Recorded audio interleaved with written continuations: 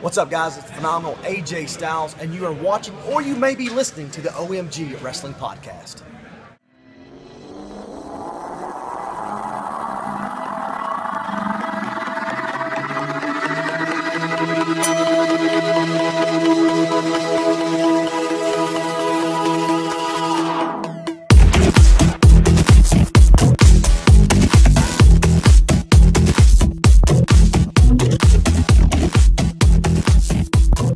Welcome everybody to the OMG Wrestling Podcast, and that's right, you're seeing this on a Saturday. Chase, how's it going? It's going great, man. We got an awesome guest today for you. It is Cory Kastle, the producer of Wrestling with Disaster, an up-and-coming documentary about the lives of both new and former wrestlers who have overcome tragedies involved in either in or out of the business. It's going to be great. Yeah, we have a good interview with you guys. We talk about a lot of stuff in this interview. He goes a little deep into his personal life. I don't want to spoil anything. And he talks about Macho Man Lanny Poffo. And like you said, it talks about the tragedy and the triumph in professional wrestling. And it's going to be a good show. I do want to just reiterate this. We do have a website, omgwrestling.com. Over there you can check out our events. And I'm actually going to have to get with you, Chase, because I want to add some of your events on the page as well, and I need to update a bio for you on the page as well. Alrighty. But what I want to do is, so if people want to come out and meet us, at like independent shows, or if we're going to be going to a wrestling show, like say that you're going to be going to Wrestling with Disaster, for instance, I would put that on the calendar. So if people want to go and hang out at the same events that we go to, so that's kind of cool because you're in Philly.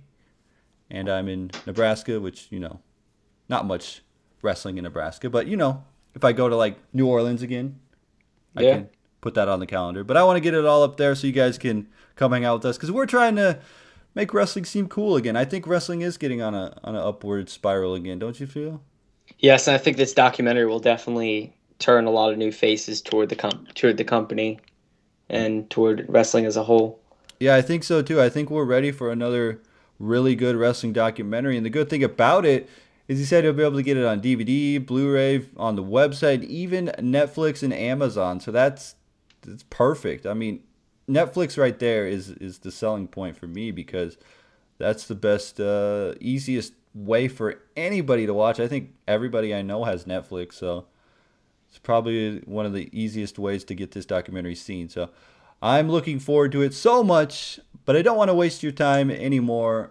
I feel like we should get right in the interview. How's that sound? Roll the tape.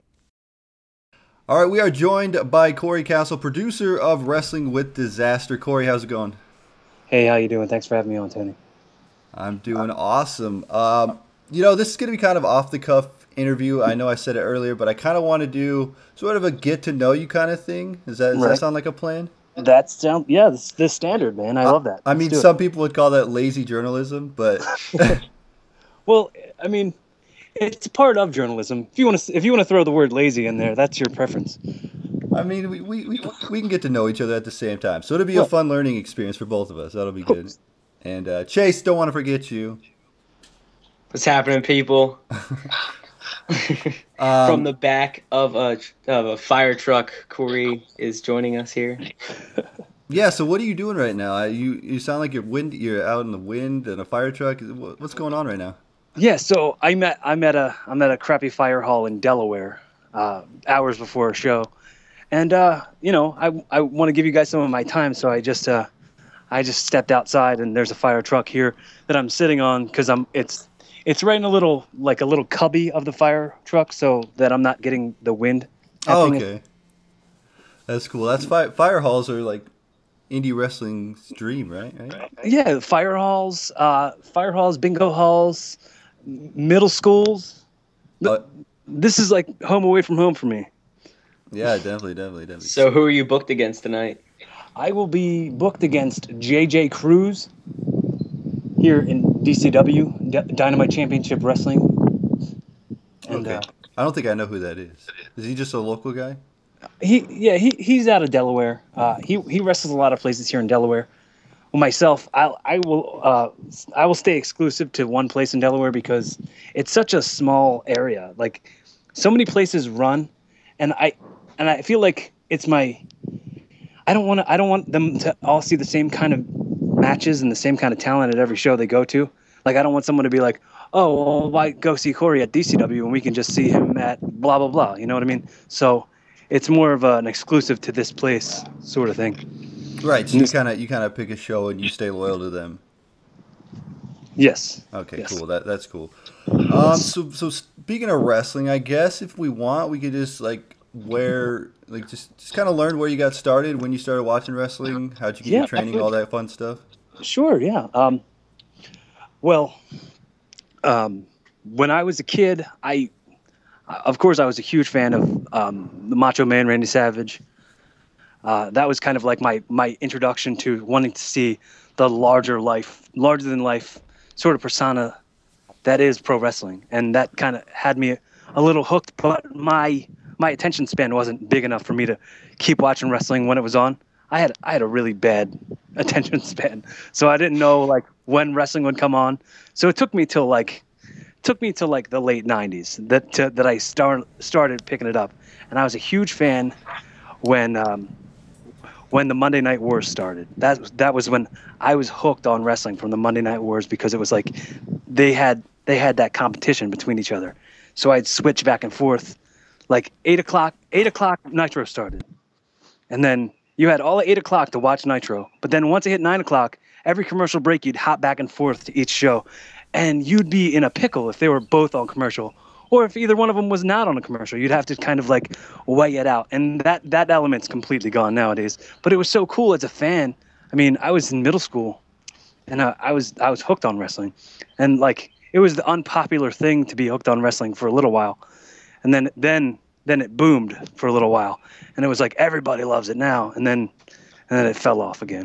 But, you know, I think it's on its way up again, where, you know, it's almost socially accepted again to be a wrestling fan. Do you remember a certain angle that made you think, I want to do this? Oh man. I think a lot of it was the crybaby Chris Jericho stuff, when he would cry and stuff. Like when it had a lot to do with the Man of 1,004 holds. I thought that was hilarious. That promo that he did on Dean Malenko. And then when he did the crybaby stuff, when he lost the Cruiserweight title to Rey Mysterio, I think I was really inspired by Chris Jericho, thinking like, that's the kind of wrestler I want to be. Because he's like not huge, he's not too small, he's entertaining and tells a story. Yeah, he was one of the first smaller guys to have a huge personality that made him like a superstar in WCW. Of course, right. They didn't want to put him over, but it was awesome. I mean, he's made a great name for himself in and out of professional wrestling at this point, and still, he's my favorite wrestler of all times, really. Like, when people say like, who's your list of like top guys, it's always Chris Jericho and Shawn Michaels right at the top. I have a thing. I don't know if you can tell, but I like almost like long-haired blonde guys. That's kind of like what inspired me. That's why I wanted to do it, because I felt like when I started, I had like kind of long hair, and like I'll get right into where I trained and everything, if this will make sense to the story that I'm telling. When I was 16, I started training at the CZW wrestling school. So at that point, it was a different time. So it wasn't the CZW that you know now. It was like 2001. It was a different CZW. It was like really underground. People didn't really know about it yet. And Trent and Johnny, the Backseat Boys, were in there. And my first day of training, I met Johnny Cashmere, and I didn't really know much about CZW, and I didn't know much about the indies at that point. I mean, not the good indies. Like, I went to a lot of bad indies. Yeah. I would go to if there was any indie show, I would show up. And I mean, at the age of 14, I was at every indie show that was ever around me. I lived in Langhorne. I still live in Langhorne, but in Langhorne, PA, there were so many crappy shows that I could go to and just be entertained because they'd bring in one or two names here and there. So I'd get to get autographs, and I get to, set up the ring. I actually set up for a cage match once when I was a kid. Like, I got to get in the ring and help them set up the cage. And one of the guys who was helping me set up the cage was Ruckus. You know him? Yeah, that's crazy. So it was funny. Like, I had met Ruckus. It was the 90s. I don't know. It was a long time ago. But then my first day of training, Johnny Cashmere came up to me and he said, "Who's your favorite wrestler?" And I was like, Shawn Michaels, Chris Jericho. And he was like, "Are you sure it's not Trent Acid?" And I was like, "Well, I only saw him wrestle once, maybe. I don't know." And he was like, "You look just like him." And then from then, I got the "you look just like Trent Acid" thing forever. And they were like, I had the nickname from the at that time ring announcer. His name was Ed O'Mac. He used to call me Timmy Acid all the time. So I got hassled with the Trent Acid thing for a long time. And, then when I met him, I was like, wow, this guy really does inspire me. And it's weird because, like, I had the same boots as him, the same knee pads, the same elbow pads, without even meaning to. And we had the same haircut. And I was like, wow, if I was him, I would be like, why is this kid trying to rip me off? But I didn't know who he was. I just bought that stuff. That's funny. So, what do you have any memories of your first match and anything memorable from that? I remember I was all right. So my first match was like 2001. I did a show in Germantown, which is like the ghettoest ghetto in Philly. And this is like rec center, and it was me and my friend Rich, who went on later to become Rick Feinberg in CZW. He did the Rob Feinstein spoof gimmick, the like really gay gimmick. It was me and him, but he did a masked character at that time. So I wrestled him, and it was me and him in a three-way against this other guy. And there was roaches in this place. It was gross. Like, and they like had these girls who they thought were hot girls, like walk us out to the ring, and there was no music. And it was awful. And they were like, "Oh, these guys came from CZW. Yeah." And like, we were not representing CZW very well at all. We're not here to represent CZW. Stop saying it. We're just here as wrestlers. And it was pretty poor. It was a piss poor effort at having my first match. And man, you know what? I remember the guy. He was a little skinny guy, and he wrestled under the name Gas Pumpy Pump. So his gimmick, he was a gas attendant, a gas station attendant. Oh, that's great. That's awesome. Oh my God. And I jobbed out to he did a you know how Tajiri does that handspring buzzsaw elbow? Yeah. The guy did it, but he screwed it up. Like, really bad. Hang on. Freaking win. So he did this buzzsaw, but it was almost like he did a somersault where his legs happened to hit the top rope, and then he rolled backwards and like lackadaisical like elbowed me in the face, and then I laid down for that, and I was like, "Oh, my training came in handy." Like it was just bad. And then I used the name at that time. I don't know if you guys know, if you guys ever heard of Chris Cash. Yeah. He was a student with me at the time at CZW. And I used to wear bandanas all the time. You know, like if you ever see Adam Cole in real life, he's always wearing a bandana. Yeah. That was me. I always did that back then. That's why when he first started training, people always said he reminded them of me, because I did that all the time. And Chris Cash used to always say that with the bandana on, I look like Bon Jovi, and he would call me James Bond Jovi, like James Bond. James Bond. That's a great name. That's amazing. I was like, that's going to be my character. I'm going to be a super rock star who's also a spy. And then come to find out later on, they made a show like Hannah Montana. That was the same thing. Because my gimmick was Hannah Montana. Oh my God. So you were James Bon Jovi versus Gas Pumpy or whatever his name was? Yes, Gas Pumpy Pump versus Rick Feinberg in a mask. I can't get over Gas Pumpy Gas Pump. That's Pumpy just the Pump. greatest name ever. Trending worldwide. Yeah, I remember, dude. We were doing shows. This was before I got trained at CZW.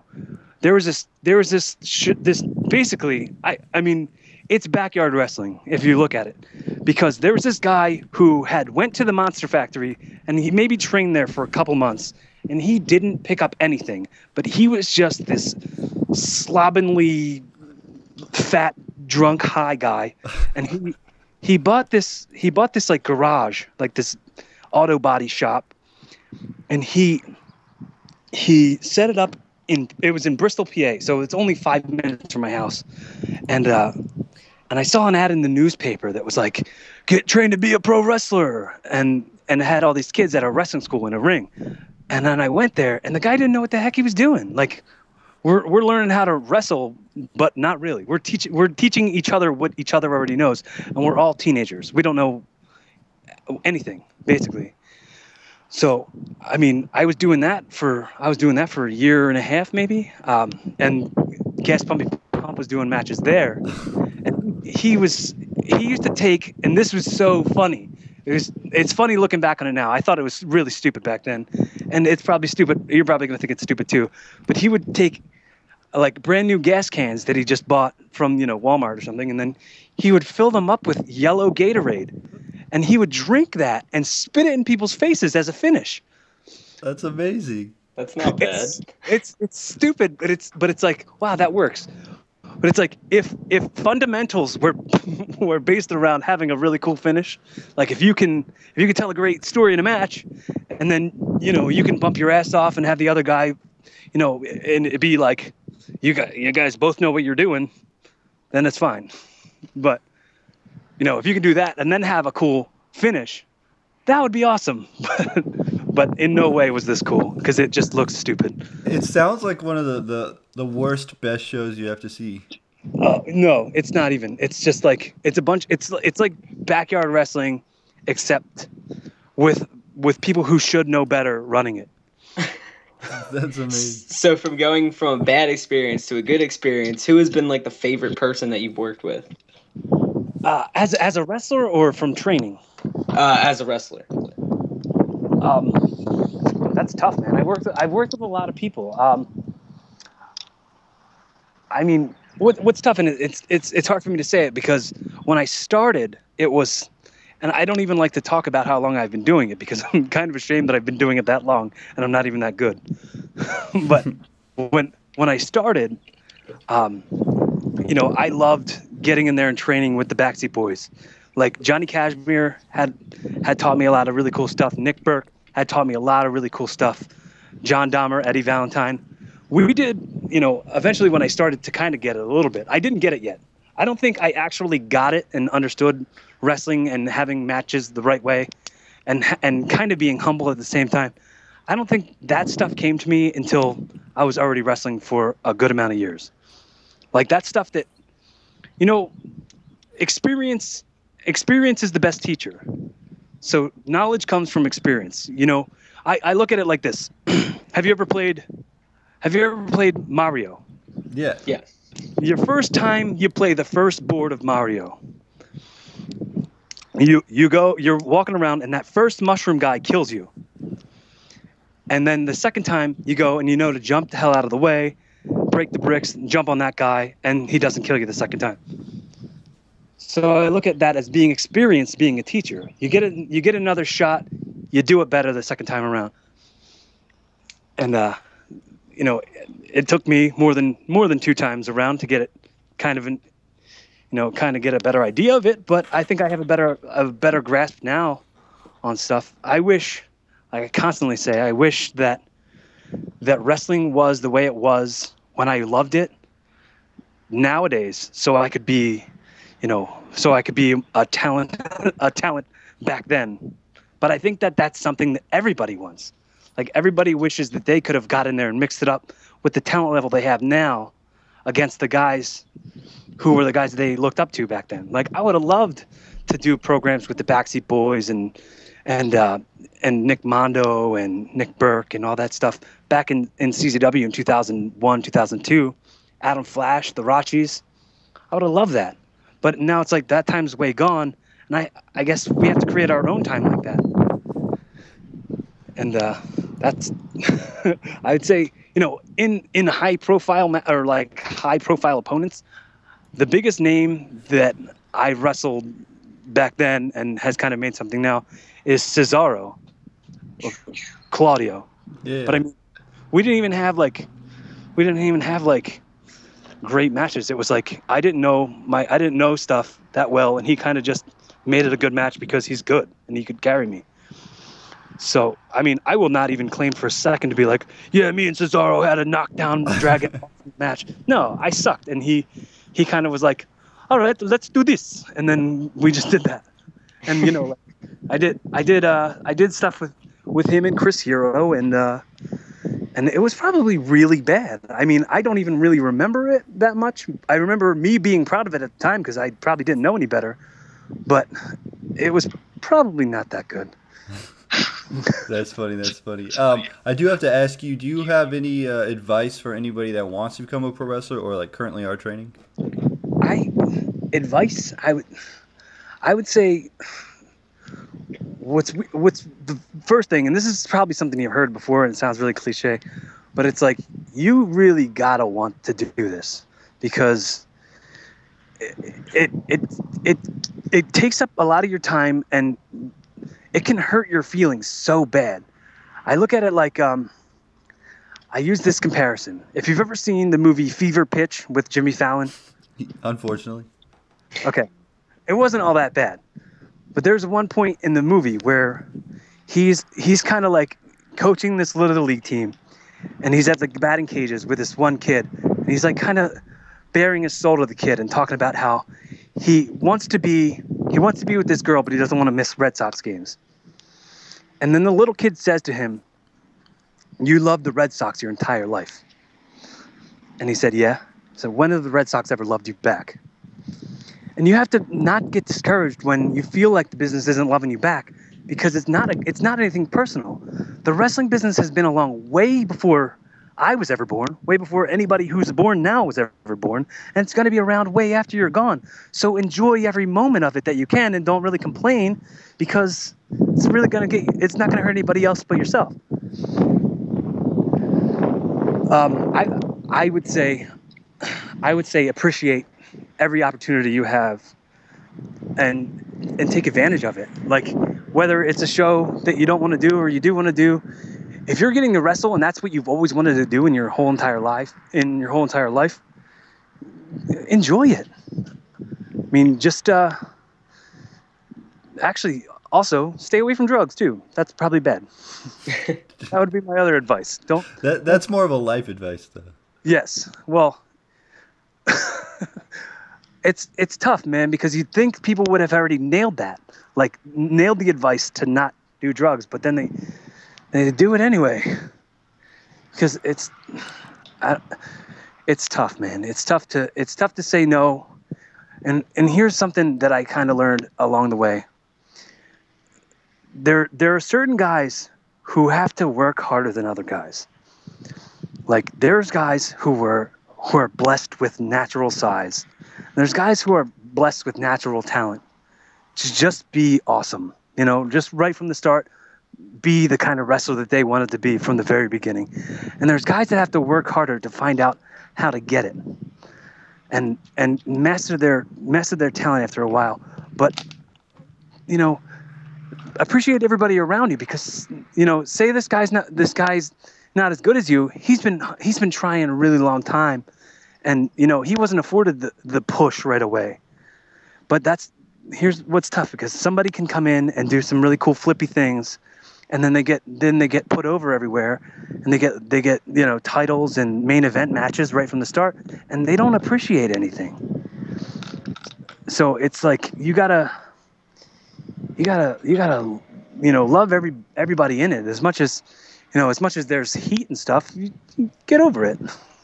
because in the end, we're all living our dreams. We're all playing wrestling. It's like, when you have wrestling action figures and you make up your own little stories with your action figures. It's like we're doing that with our own bodies. Like, that's ridiculous. And people make a living off of that. So let's have fun doing it. So the question was advice to people. The question was advice to people training. I would say don't take yourself too seriously, but take yourself seriously at the same time. Love it with all your heart, but don't let it hurt your feelings. That's my advice. Thank you. That was very good. Now, when did you decide that you wanted to take a side off of wrestling and become a producer? Well, when I was kind of not wrestling as much, I kept seeing a lot of casting calls for acting, and I always wanted to be an actor, and I wanted to be in films.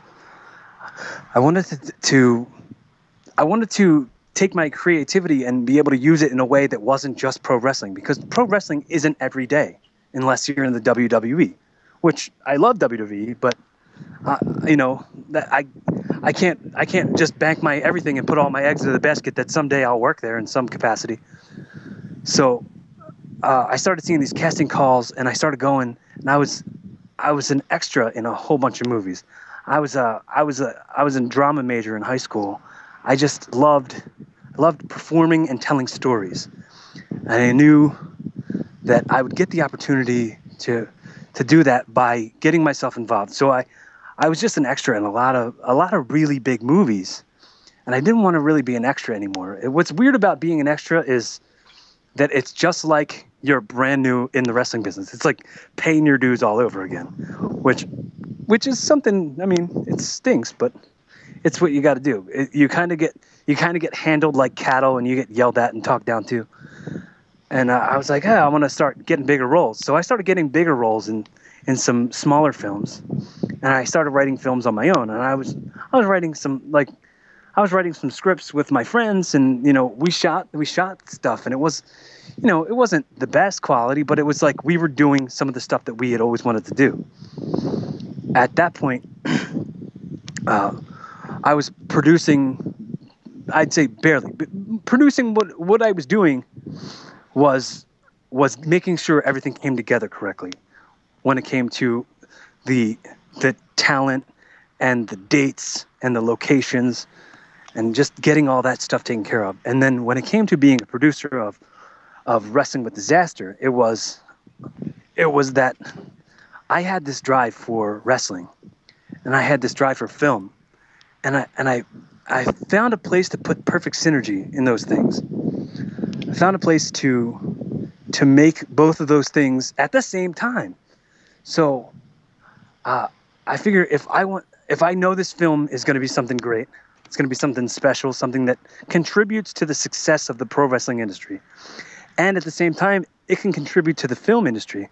Like, how many times have you watched an awesome documentary and be like, wow, I learned something there? Yeah, all the time. This is the opportunity to say, hey, I'm going to learn something about pro wrestling that I didn't already know. And maybe this will make somebody else go, hey, you should check this out. This is what I learned. And then someone else will watch it, and they'll hear the actual story, and then they'll learn something too. Maybe something completely different. But I felt like that was something powerful that I felt that I really needed to have my hand in that puddle, I wanted to be creative and informative and entertaining. And that's where, to answer your question, I decided I wanted to be a producer. So basically, what is Wrestling with Disaster for people that may not know what it's all about? Well, what's tough is a lot of documentaries about wrestling kind of focus a lot of time on the black eye of the business when it comes to this guy was on drugs, this guy died of this. Of course, that stuff's going to be covered, but it's not going to be the main focus. A lot of it is you're wrestling with disaster and you've overcome. So this is more of a shedding light on the positives in wrestling, meaning like the brotherhood and how people can come. Sorry, the wind is bad. No, that's all right. So, how you can go through some of the stuff and still have the drive to push forward. And the parts of wrestling that people don't see, because when there's good things to say, people don't say anything. But when there's bad reviews to have, people have the loudest voice. You know what I mean? Like if you're going to read up on a restaurant that you want to go to, you go to read reviews, you're only going to read the bad ones because the people with nice things to say never say it. So this is kind of in my way thinking that this can be the good voice for pro wrestling. Good. So what are some of the people that you actually got on board for this documentary? We interviewed D'Lo Brown. We interviewed Lanny Poffo, the brother of the Macho Man Randy Savage. We interviewed Kevin Sullivan, the Warlord. We interviewed so many names. Kid Cash from ECW, Pitbull Gary Wolf. We got just so many names. And then there's the smaller name guys who, sometimes won't get the opportunity to be seen anywhere because we work on such a small level. Like, guys who wouldn't in any way get a spotlight on them because there are certain indie companies that get paid attention to, and certain ones at fire halls and bingo halls and stuff like that nobody really gets paid attention to. So it's going to focus on some of that. If I could, I'll just tell you like my story and why I feel like this is kind of why I got involved in the first place. And it was that I was approached as talent for this. Because when in 2011, on my way to a wrestling show, I was going to leave to go to Reading. And before I got, ready to go to the show, I jumped in the shower. Normally, this was a Thursday evening. Normally, when I get in the shower on Thursdays, no one's home. I lock the bathroom door and I turn the music all the way up. But this day, I happened to not lock the door and I didn't turn my music on, and everyone was home. Some rare occasion, everyone happened to be home. But while I was in the shower, the veins in my brain started bleeding out into the front of my skull, and I had a grand mal seizure, which collapsed me out of the shower. I banged my head on the toilet, or on the counter. I broke the toilet. My mom came in and she heard the fall, and she came in and she saw that the shower curtain was wrapped around my face and that I was suffocating and seizing at the same time. Oh, Jesus. So my mom pulled it off of me and was trying to. It's even hard to talk about because I know how traumatized she was about this. She called an ambulance. My sister called the ambulance. They came and they took me to the hospital around me. The hospital around me gave me all these scans, and I don't really remember most of it. I was kind of out of it, in and out of it. And what I was a little bit concerned about was my mom has multiple sclerosis, MS, and I thought it was something like that because my mom used to have seizures when she was younger too. So I was like, oh man, what if I have MS too? Then they were like, okay, we don't know what this is, so they choppered me to University of Pennsylvania. The University of Pennsylvania gave me more scans, and they found out that it was called an AVM, an arterial venous malformation. So basically, where I'm supposed to have these veins that go straight in your head, like over on the right side of your brain, these veins that are supposed to go straight, they tangled up. And that was a birth defect. It had nothing to do with my wrestling career, had nothing to do with chair shots, had nothing to do with bumps. It was just a birth defect. And then the guy came in and he said, you're going to have a craniotomy, which basically means we're going to cut your head open and we're going to peel your face down. Wow. We're going to saw a part of your skull open, resection these veins, and put it all back together. And I was like, so I can't wrestle. I can't lift weights. This is what they're telling me. I can't go to the gym. I can't wrestle, and they're going to cut my hair. And I was like, look, guys, just let me go home. I'll continue to wrestle, and I'll be fine. Just don't even worry about it. This is not that big of a deal. And the guy was like, yeah, it is a big deal. If we don't do this surgery, you're dead. So my mom scheduled it for another 3 weeks. So at that point, like this goes back to my point of people with positive reviews never really have anything good to say. So I had these 3 weeks to read up on what a craniotomy is, and already just hearing it sounds like something out of like Planet of the Apes. It sounds scary, very scary. So I was reading up on it, and it was like somebody was like, "Hey, this person had a craniotomy, and now he can't walk anymore. This guy can't see anymore. This guy lost his vision or his hearing." So everything I was reading up was not positive. So I was going into this going like, I'm not going to be the same if I live through it, because they made me sign these papers that were like, if you die, this is what happens. And they made me sign this paper about having a priest there and stuff. And I was freaked out. And, I basically had those 3 weeks where I saw my family, like all my family came up from out of town. My brother, my sister was there. My brother was like, it was kind of a little bit they were trying to distract me from the fear. And then my brother left, and he was crying. And I was like, this isn't your goodbye to me. I'm fine. Don't worry. I'm gonna be fine. So I just took from that moment, and I said, I'm gonna forget that I read any of that stuff. I'm gonna come back to wrestling, and I'm gonna have my best matches, because I know my best matches aren't behind me. They're ahead of me. When I get back in that ring, I'm going to be a better wrestler than I've ever been. I went to the hospital. They admitted me at the end of August. And they said, you're going to probably be here for a month. And I said, why a month? And they were like, because you might have to learn how to read and write and walk and talk all over again. And I said to my girlfriend, at that moment, I said to her, I'll be out of here in a week, and I'll be back in the ring in a year. And then I had the surgery. I woke up from the surgery, and I was home in 3 days. And I just kept, as six months went by, I got the feeling back in my face. I was running again. I was getting back in shape, and then a year hit, and I was having my first match back. And I came back to wrestling, and I was like, it's because I love wrestling that I did that, and I overcame that. And I want that to kind of be the story of where I come from in this film, and why this has a personal connection to me.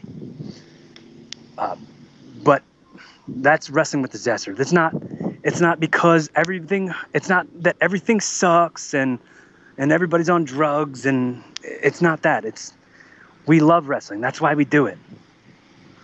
That's such an amazing story, and that even that wrestling could compel you so much to come back, even after the surgery, to work hard and get back in the ring even after a year. Right. It was, it was scary, and I had my moments where I said to Katie, my girlfriend, I said, like, here's your chance. Like, we had only been seeing each other for a couple weeks at that point. And I said, here's your chance. Like, you can get out of this, and I won't blame you, because who knows how I'm going to come out of this surgery. And she was like, no, I would not leave you. This is not going to happen. And, she stuck by me the whole time. And we're still together. We're happy. Just spent Easter together at her family's house, Easter dinner. It's amazing the kind of support also, that you not only get from the people who love you, but you don't realize how many people cared about you inside of the wrestling business. Because, promoters were paying me to just show up and cut promos. And they were like, you're gonna have a place here, even after you can't wrestle, if that's gonna be the case. So I got to sell T-shirts and cut promos and do managing and stuff like that, all while I was recovering. So I never spent any time away from wrestling. Like, I was still in it, and I was still giving my input, and people were listening to me. Like, my opinion matters. Yeah, that's amazing. That's such an amazing story. Like, I don't think I can top that. But besides your story, what are some your favorite stories in this documentary? Well, I mean, we're still not 100% done. I mean, June 14th is when we are, we're done at that point. That's the final shoot.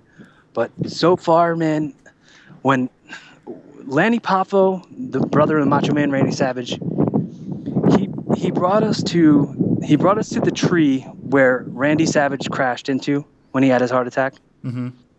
And he was reading us poems to his brother in front of that tree. And that is a moment in history that just can't be repeated. And it's something, I've never seen that on any other documentary. Like, that was amazing. And what was funny is this is just something personally to me. I don't even know if it's going to make the film. But while we were interviewing D'Lo the first time, we interviewed him twice. We interviewed him months ago, and Anthony, my co-producer, who during this year, like I want to say, he's become like my brother. He's like my best friend. We talk every single day, and if nothing comes from this film, and we don't become known for making best wrestling documentary that's ever been made, I'll know that I made a friend for life. And this is just something you can't even set this stuff up. It just happens. And hang on one second, please. Yeah, that's fine. So we at that point, he was interviewing D'Lo Brown months ago, and he asked a very similar question to the question that you asked about advice for certain guys. And he was like, what advice would you give to Cory Kastle? And D'Lo Brown said, my advice to Cory Kastle would be, can you please give me some advice? Because you've been through more crap than I've ever been through. And I was like, oh, wow, D'Lo Brown would ask me for advice. Like, I was, when I saw that back, I was like, I went up to him later on and I was like, here's my advice to you. Keep being D'Lo Brown, man. You're D'Lo Brown. But, my mark came out of me. Yeah, for sure. And it was cool, like, getting to do an angle with him on a show and having him kind of, respect. It's kind of like I'm building this respect from guys. And I mean, I didn't even really mean for that to happen, but that's been a powerful thing, because if this film comes out and is as big as I think it's going to be, then it can mean as much for my wrestling career as it can mean for my filmmaking career. And these are my dreams, man. I love everything about wrestling, and it's not everything. I don't like the deaths and the drugs. That sucks, but you can learn from every single thing that ever happens in life. So that's great. Yeah, D'Lo seems like a really nice guy. I mean, he did like the intro to one of our shows, and he's awesome. I gotta ask you, do you want to kind of talk about the final cut and all the events around the end of the? Yes, absolutely. When it comes to June 14th, that's not just it. Not just the wrestling event. There's the day before. There's a seminar at the Monster Factory with the Powers of Pain. Starts at 7 p.m. So the Powers of Pain, meaning the Warlord and the Barbarian, the legendary team from back in the day with the Road Warriors. Mm-hmm. They are great guys. I had an opportunity now to talk to both of them, and they're very. Pardon me, hold on. Walking away, there's a tractor. Only in Delaware. Only in Delaware does a tractor interfere with an interview. So the Powers of Pain, Warlord and Barbarian, both of them amazing guys, and they're going to be doing a seminar on the 13th at the Monster Factory, There's they are a fountain of knowledge. I remember interviewing Warlord, and I felt like every moment that he was saying things, it was like I should have had a notebook with me, because it's that important. It seems like everything he's saying is something from a college course, like he's a professor. So the seminar and any kind of footage that we get from that, which is definitely going to be in the film, from the seminars will be in the film, and that's going to be a killer. And then before the event at 3:00, there's going to be that lights, camera, action meet and greet. There's going to be a red carpet and stuff, so you can get your picture taken on a red carpet. You know, like kind of like if you watch something where like Paris Hilton's walking the red carpet. Yeah. And there's that stuff. There's like that banner behind her that has like Beats by Dre headphones, like logos on it and stuff. We'll have something like that, which will be like, it'll show the aspect of this is a film. This is gone places. This is going to be and by attending any of that stuff, you get an opportunity to then be on a film that will hit distribution. So it will be seen by who knows how many people once it hits distribution, which should be, in the next couple months. So do you want to kind of talk about the Final Cut event a little bit? Yeah, absolutely. Yeah. Something that, I think is, as a fan, I'm looking forward to is seeing the Powers of Pain versus Samoans. I'm looking forward to that. There's going to be a match that's Pitbull Gary Wolf versus Shane Douglas in a dog collar match. We're gonna see Sabu versus Jesse Sorensen versus Too Cold Scorpio in a 3-way match. That is gonna be amazing. That's one of the main events. You're gonna see me versus Lance Anoa'i.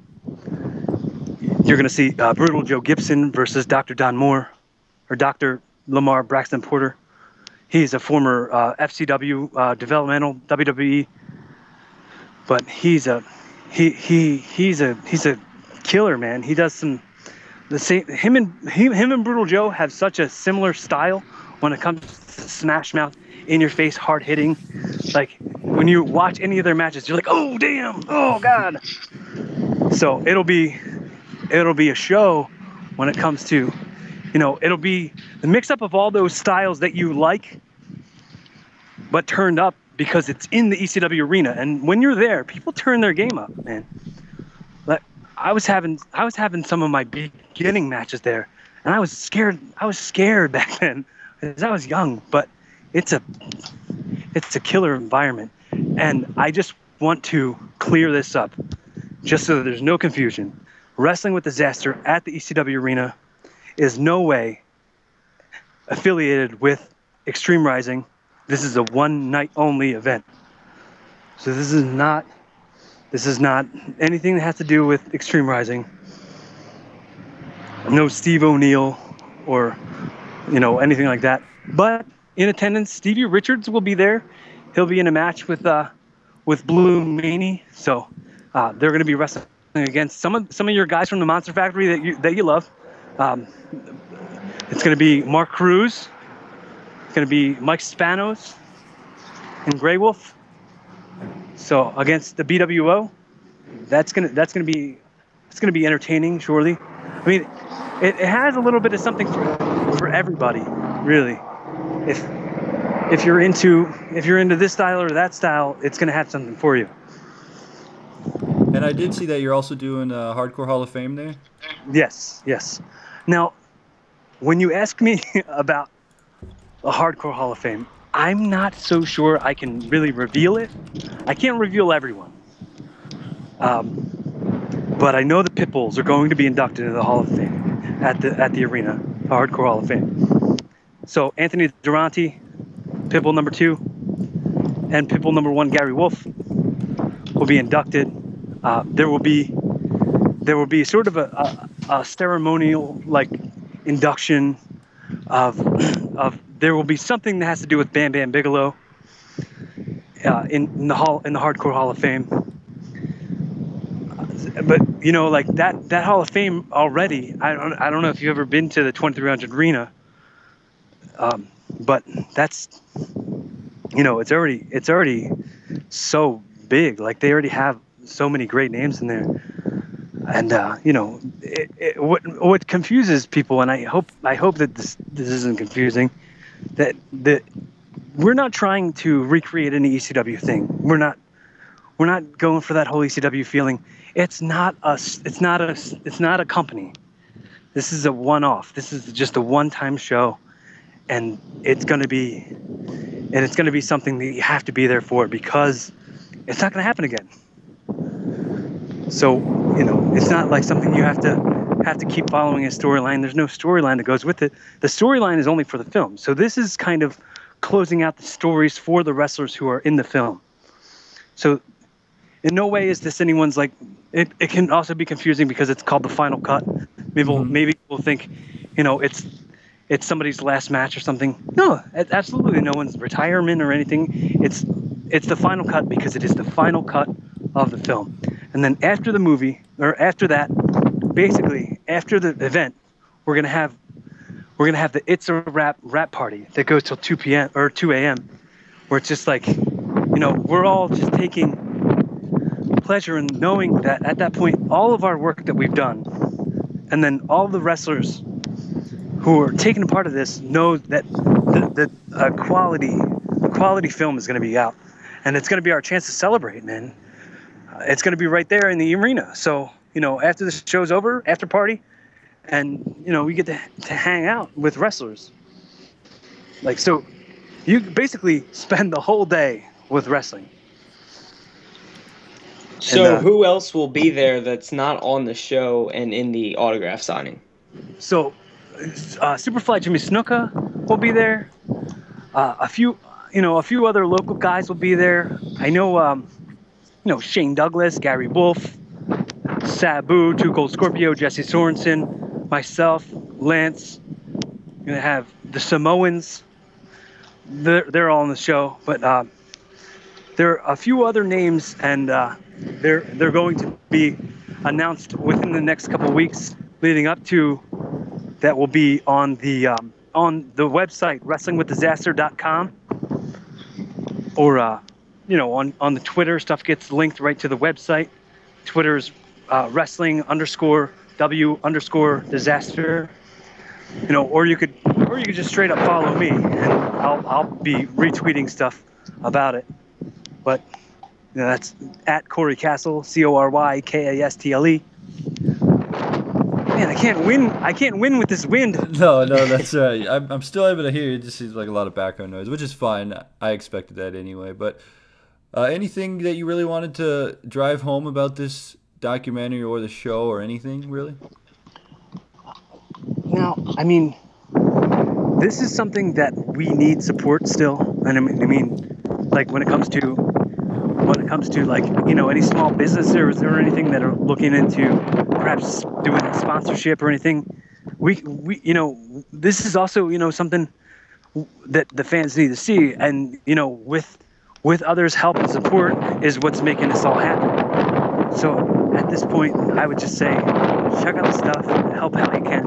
There's an Indiegogo set up, and there should be a donate button on the website if you just feel like being charitable and just kind of helping this happen. If this is something that you'd be interested in going to, but you're too far away to get there, throw some donations our way, and that would really be appreciated. And there is rewards that go along with some of the donations. So, if you go check out wrestlingwithdisaster.com, there should be a link to an Indiegogo where there's rewards set up that you can get just for donating or contributing in any way. And something I always say in interviews, I'm really open. So if at any point there's something you want to call and ask me or something, or if you want to just hit me up on Facebook, I'm open to that. I have no problems. The only thing that bugs me is people who don't know me that just write me, "Hey, and are you a wrestler? Yeah, of course I'm a wrestler. Just leave me alone. It has pictures of me wrestling right there. Like those kind of messages kind of suck. But I mean, if you're just a curious, wrestling person and you want to reach out and ask me anything, just tweet me. Just call me. Or not. You can't call me, but I don't have my number out there. But you could get me on any direction, and if it's something that desperately want to know or ask me, I'm open to it. Hit me up on Facebook, Cory Kastle, all those things. Just look me up anywhere. That's me. You can find me on IMDb. Our film is on IMDb now. Do you know what IMDb is? Yeah, of course. It's the Internet Movie Database. The Internet Movie Database, yes. And I'm on there. My first film credit was this movie that I did. Oh, man, it was... it's silly. You're going to laugh. The credit I have is Boner Guy. Okay. Because I did this indie film. It was a comedy, and it was called Bazookas. And there was a guy who was like one of the stars of the film, and he did this sequence where he was like sitting in a hot tub, and he was having like some fantasy about this girl, and somebody then started calling him, and then he stood up and he's like, "She'll do whatever I want," and I was like, "Bro, sit down. You got a boner, dude." And so I got the credit for Boner Guy because I notified him that he had a boner. That's great. That's amazing. So that's going to be my new Twitter handle, @BonerGuy. You know what? That probably already exists somewhere, so... Yeah, that might send the wrong message to people that want to look you up anyway. Yeah, don't follow @BonerGuy. He's only going to take you to places where you don't want to go. Oh, my. Appropriate for all ages. So I did want to ask you, where will this be available and when will it be available? Do you have any said time frame? Well, at this point, we're thinking. No, this is all tentative, and it all happens. Sure. It's all pending distribution. Like we said, as the DVD's coming out, and I know you said you wanted to do contests and stuff, and I'm for that. I love that idea. But our distribution pending. We will be streaming on Netflix. It will be available on WrestlingWithDisaster.com. It will be on Amazon. It'll be anywhere that you can get DVDs, basically. On Blu-ray, DVD, all that stuff. And I would say that would be somewhere near the fall. Probably, I would say late August, September, something like that. But, for that to happen even faster, we need the support from the people who are very much, into the idea of what they've seen and heard so far. Because, if I was just a fan, I would be super psyched about finding out about this whole thing. And I'd hope other people are as well. Yeah, sure, for sure, definitely. I love wrestling documentaries, even documentaries just in general. But yours sounds like it has a different twist. It's not sort of like Beyond the Mat was, where it was kind of like you said the bad part of wrestling. You have the good and the bad. So that's what I like to hear about it. Right. I mean, like a lot of the stories that have to do with bad stuff is then followed up by overcoming and how to and some advice that goes with it. So it's not just like, oh, this guy's dead now. It's like, if I had a chance to say something to that person right now, here's what I'd say or here's what I'd do. Like I remember, hearing a story about the British Bulldog from the Warlord that was touching. All that stuff was very touching. And I don't even know if this is probably not even going to make the film. But here's an experience we had in filming.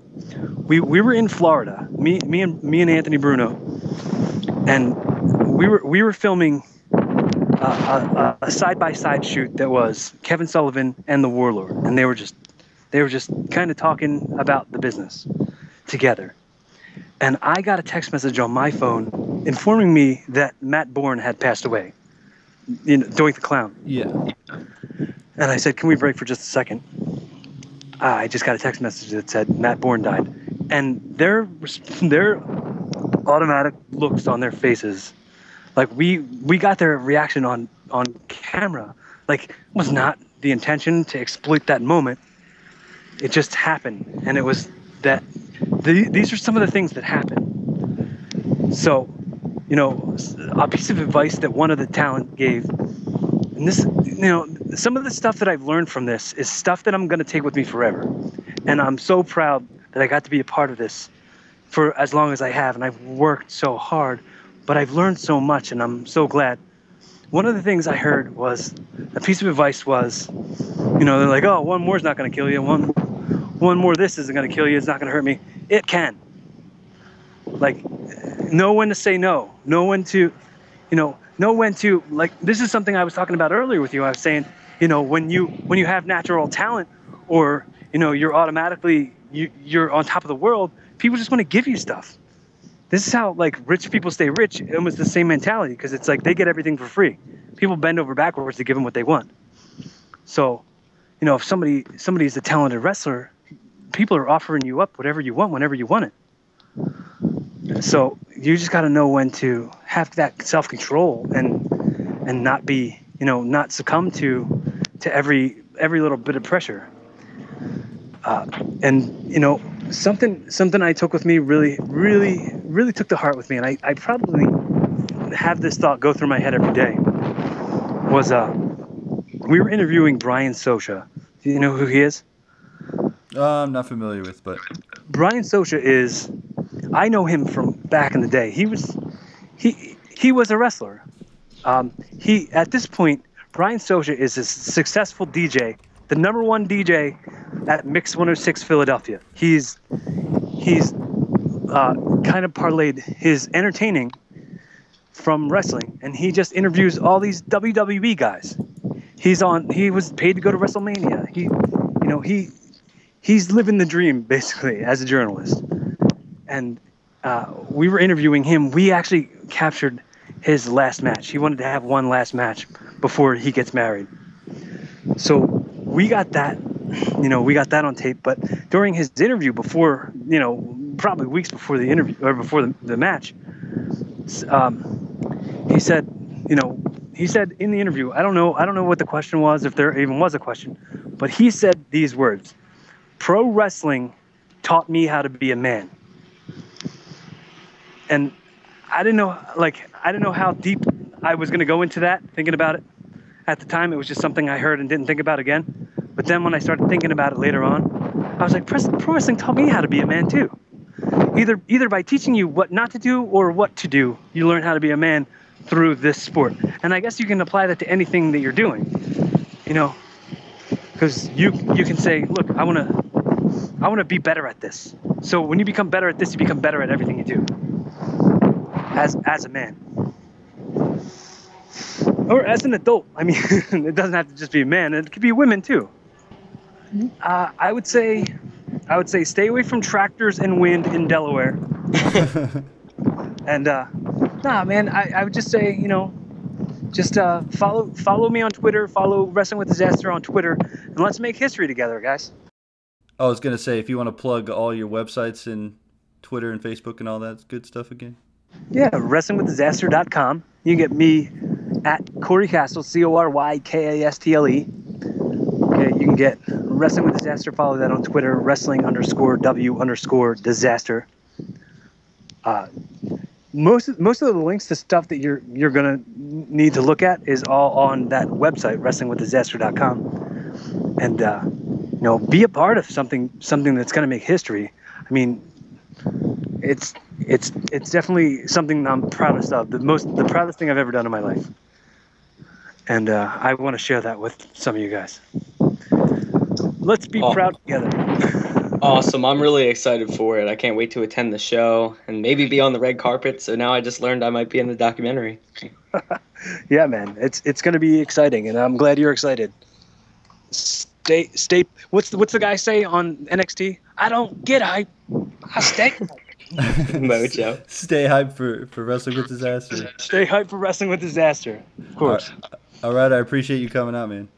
All right. Thanks so much, Tony. All right, thanks a lot. Let's have a great day. All right. I want to thank Cory Kastle one more time for coming on. Make sure you check out all his links going over to WrestlingWithDisaster.com. That's probably the best way. You can link right up with his Facebook, YouTube, Indiegogo. Check out the upcoming event, all the good stuff at WrestlingWithDisaster.com. Chase. Yeah, that was an awesome interview. I mean, also he said the Twitter handle wrong for the Wrestling with Disaster. It's not wrestling_W_disaster. It's W_W_disaster. Oh, okay. Well, like I said, just go on over to their website, WrestlingWithDisaster.com. That'll be the best way to find it. So I'm actually really looking forward to this documentary. The more they talked about it and how he was saying that it's going to feature like some of the tragedy, but they're going to go flip it and talk about the good, the positive that comes out of it. That's really intriguing to me. And I'm really excited because I might be on the documentary. Well, I mean, I'll probably go to that Powers of Pain thing at the Monster Factory, and then so I could have a chance there, and then I'll definitely go into the show. That would be great, like you to be on the documentary on the red carpet. Yeah, I'll be like, OMG podcast and try and get it in there. Yeah, right. Make us look like crap, like ruin it, just like photobomb kind of run in with a t-shirt. We need to get t-shirts, by the way. We do. If you could get t-shirts, we could probably go on Cafe Press. I'd definitely wear a t-shirt. I'd buy one. Not on Cafe Press. I know, you know what? I know a guy locally. I'll try and get t-shirts, but that would be amazing. We need t-shirts, at least with just a logo on it, because I could wear it to the red carpet, and that would be great. That would be awesome. But I want to thank him one more time again. We're trying to bring you the interviews that you guys want to see. We have a lot of stuff in store for you. I think the best idea, if we can both agree, is to do a Saturday interview show every week. Definitely. I know we've been talking about doing it, but I think this will be the ball that gets it rolling. And we'll do the regular Tuesday show where we talk about Raw, TNA, Impact, maybe. I don't know if it's good or not. And then Saturdays we'll do our interview show, which I think will be a fun experience. It's good.